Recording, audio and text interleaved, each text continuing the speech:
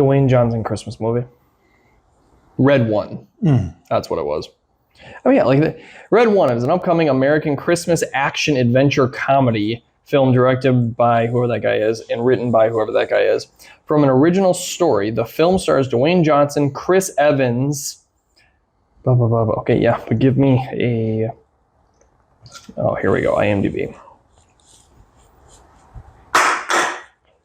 After Santa Claus, codenamed Red One, is kidnapped, the North Pole's head of security, Dwayne Johnson, must team up with the world's most infamous bounty hunter, Chris Evans, in a globe-trotting, action-packed mission to save Christmas. That's a movie that is apparently something that exists. Thanks for stopping by the Reaction Lounge. My name is Eric Wilfred Watson. Today we're going to talk about movies that we're not going to watch. With us today is my companion, Steve. Heyo! That I won't watch. You know, it's too similar to... Have you ever heard of Fat Man? No. Fat Man is a movie where Mel Gibson plays Santa Claus, and he gives some mobster kid a lump of coal, so this kid puts out a hit on Santa Claus. And so there's this big shootout at the North Pole with Mel Gibson being action star Santa Claus, which is actually kind of fantastic. That's amazing. Yeah, no, I just know so Red One, I will not watch that on premise. It just doesn't seem very good. If they make any further seasons or additions to the Santa Claus movies with Tim Allen, I will not watch those. My wife and I love those movies, and when they came out with the series last year, we were actually really excited about it because we were like, oh, we'll see what they do. They brought back a lot of the original cast, like Bernard, and it was just trash. Really? It absolutely could not stand it. They went weird. They went creepily supernatural, and it just no. Yeah, this episode was inspired by the existence of Joker 2, which is another movie that we're never going to see. Mm-mm. It just completely undoes the original movie, and there's no reason to watch it because the original movie was fine. Why do you need to undo it? It's a great movie. Why watch a movie that undoes a movie you like? What's the point of that? Correct. Here's this thing you really like. We're going to destroy it, and if you don't like it, well, you just don't understand art. That excuse pisses me off. The remake Jumanji movies, I won't watch those. I saw one of them. I didn't like the original anyway, so it's not like Jumanji was like. Williams? Oh, it's not like Jumanji was really super important to me to be messed with. But I don't think I'll watch. I watched the first remake movie. It was okay. Nah. I just don't have any desire to watch the second one. Nah. The whole concept of Jumanji is weird to me. Like this evil board game. I don't know. I was kind of in there with Zathura back in the day when they tried to have a new age Jumanji. I didn't care for it. I don't know that at all. There was another one I was just thinking of too. What the hell? Oh, the new trailer for Minecraft. I will not watch that. You play Minecraft? Nope. I am Steve. I don't know what to say. I won't watch Minecraft because I haven't played Minecraft, although I understand it is ridiculously popular. The game is. Yeah. Like, I understand what the game is. I have watched some of my friends play it. It's not my cup of tea for a video game. But when I saw the trailer for it... I am Steve. It's very Jack Black. It looks very up Jack Black's people alley. named Steve, I don't know. I mean, they're all questionable people. The CGI looks like garbage. The script seems like garbage. It looks like it's nothing but fan service to be a cash cow. How do you make a movie about a block world? I don't know. Exactly. I mean, I guess that's not fair because the Lego movie is pretty fun. But the Lego movies, the character, like the Lego characters are your center point. Yeah. And they fully acknowledge that they are in this Lego. I don't know. I feel like it's different for Lego. I will not watch any more Jurassic Park movies.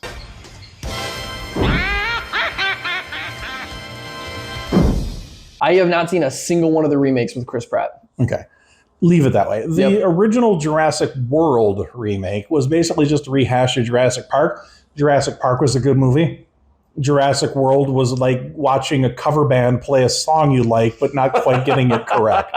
It's fine. You can like sort of tap along with the beats. You know what's coming. You know, this is a cool part. I remember this from the actual real thing. Yep. But it just...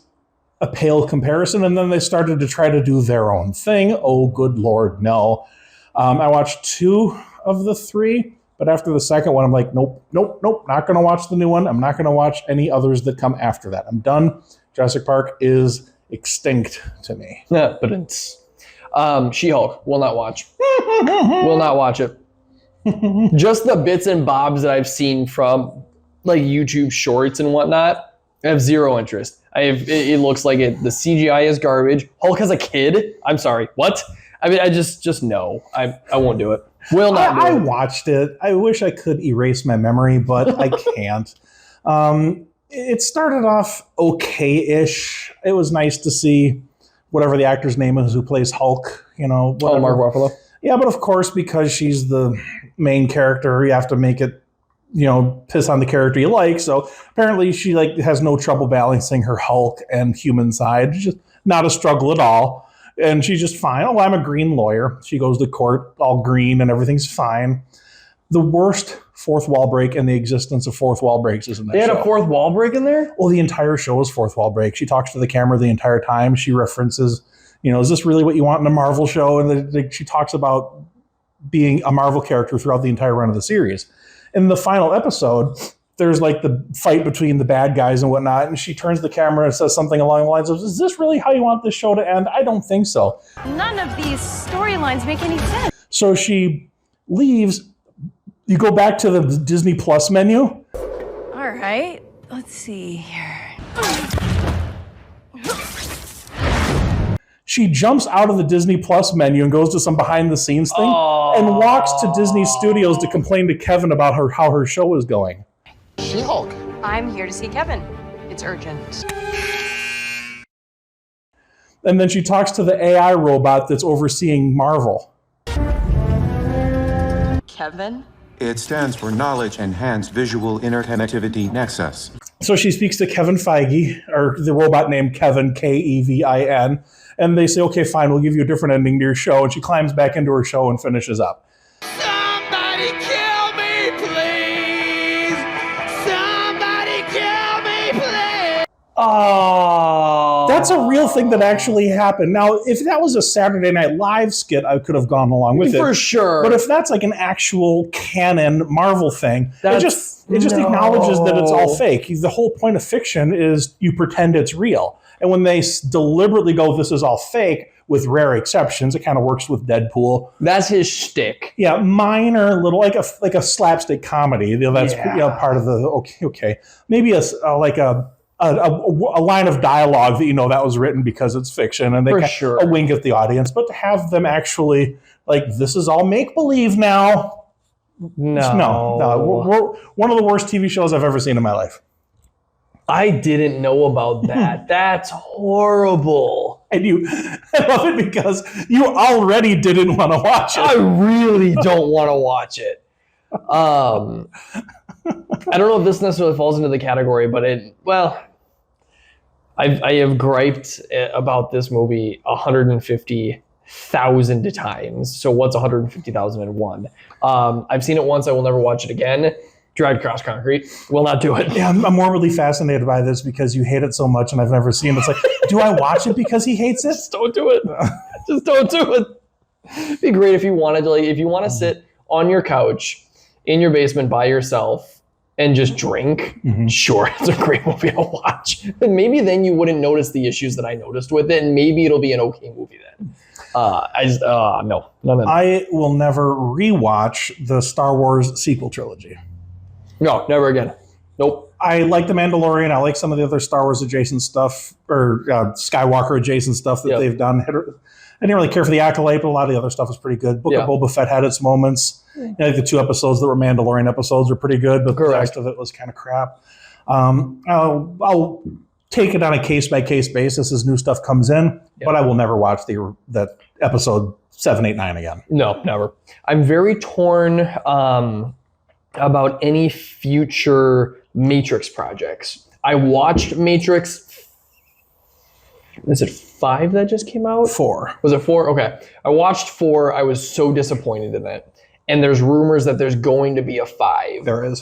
And I refused to watch it. I already wasn't a diehard Matrix person. It was kind of, those were already cult classics when I was a kid. So watching them, I was like, this is cool, but like this is not in the holy grail of movies for me when it comes to the Matrix. But I respect them. And and that's why I watched the fourth one, because they did a modern twist on it, and I was like, let's see where this goes. I didn't think it was needed. Matrix 5, I refused to watch. The original Matrix movie was one of the best movie theater experiences I ever had. I did not know what the movie was when I went to see it. The only thing I knew was there was a marketing campaign where people were saying, "What is the Matrix?" I saw posters with Keanu Reeves surrounded by green stuff. I'm like, I knew nothing. Nothing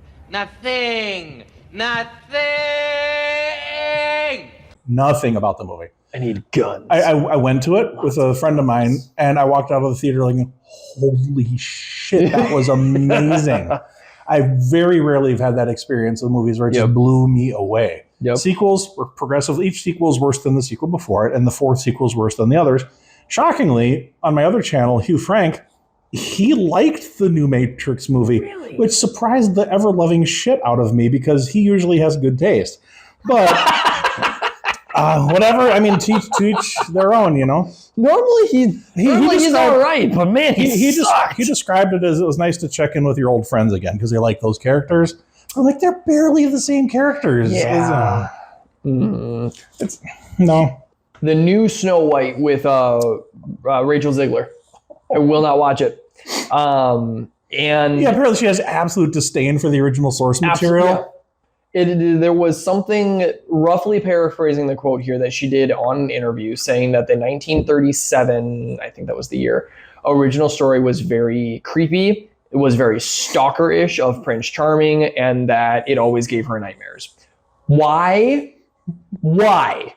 would you say that on an entertainment interview when you are getting a paycheck from the Mouse House? That seems like professional suicide. And then your wife is big into those movies. Oh, I mean, we both are. Oh, we love them to death. And I'm sitting there and I'm like, Abe, you don't even look like the character. That stuff bugs me, but that's a whole different tangent. That could be an episode in and of its own. You don't look like the character. You hate the original character. They didn't bring in with all of like the dwarves and whatnot. It's 2024. Little people are not a surprise to anyone. What did we do? We CGI'd the crap out of them instead of finding a little people cast. And everyone's like, oh, well, they'd be offended. There was. I don't think Peter Dinklage is hurting for money, but no, right? I'm just like, I don't know, man. So I refuse to watch that one. I'm kind of in the same boat with the remake of Little Mermaid. You know what I like about Peter Dinklage, though, is he almost never acknowledges that he's short. He just plays ordinary characters. I think that's fantastic. But there's another Snow White I'm not going to watch. There's a right-wing movie studio called Daily Wire. They do a lot of political commentary, but they're trying to make actual movies now. Okay. And because of this, Snow White's in the public domain. They decided to make their own Snow White movie. That's like the not woke Snow White. Okay. They released a trailer or like a little teaser of it. It looks like the most low budget thing you can possibly imagine. It looks like PBS from 30 years ago. I mean, you got like high definition cameras and stuff, but it just looks so unbelievably bad. I mean, they try to like the Snow White's like the Snow White you remember. Yeah. But it's not. I mean, it's not a political statement. It just looks low budget. I don't care that they're a right-wing movie studio. I don't care about that at all. But I do care that the movie just looks like garbage. Looks like garbage. Eesh. And it's a response to something else. Like, oh yeah, we're going to do our own. That whole snottiness of it, I don't like either. I don't think I'll ever rewatch the most recent James Bond movie. And I'm a big James Bond fan. On my other channel, I did a ranking of all the James Bond movies. I liked the new movie. That was the last one with Daniel Craig, correct? Yeah. Okay. I've not seen that. Spoiler alert for those that I think I accidentally spoiled it for you on a different episode. You did. It's fine. But he dies at the end of it, which is tragic because the main character dies. But the way they kill him is just pathetic. He contracts some genetically engineered virus where if he touches anybody that he's related to, they die. And he finds out that he has a son from a previous, James Bond's been with a few ladies over the years. No. So he has a kid. Not him. But he never gets to see his kid because of this disease.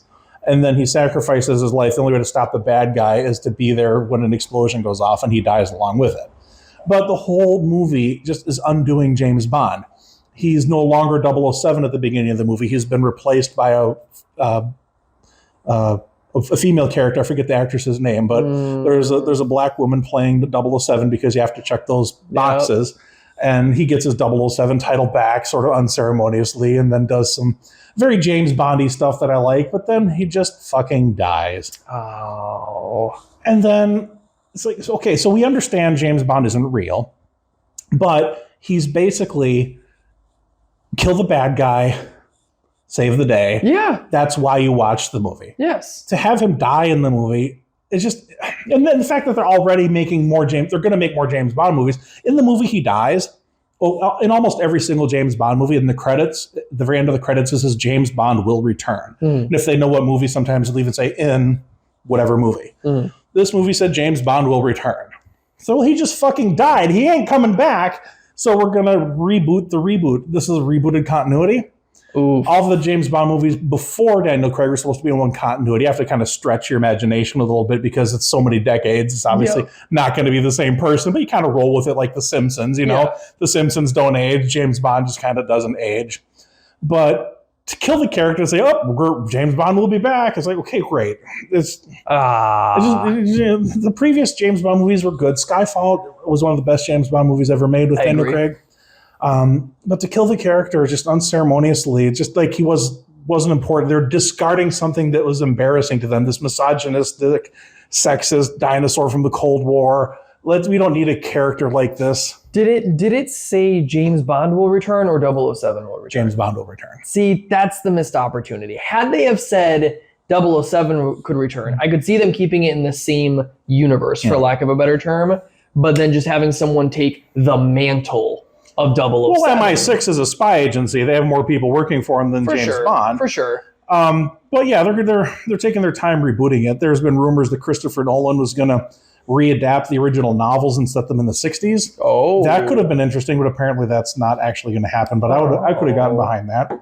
But we'll see. There's been some casting rumors, but nothing's been officially announced. But I just refuse to watch that last James Bond movie. Yeah. I'm perfectly content watching every single other one of them, even the bad ones. But, you know, this is actually a better movie than some of the old 80s ones. It's a superior film. Right. But and I don't mind them killing the hero in a movie either. I love movies sometimes where the hero dies. For sure. Self-sacrifice is a good thing in a movie. There's plenty of examples of that. Like Terminator 2, he melts himself to save the universe. Yep. But just to kill the character because the studio kind of didn't seem like they liked the character. That's the kicker right there. No, I absolutely agree with that. Guys, down in the comments, let us know movies that you absolutely refuse to watch. Or rewatch. And additionally to that, please make sure that you do hit the subscribe button, give this video a like, hit the bell, because we would like you to come back and watch more of our videos. But until next time, guys, cheers. At least until the reboot.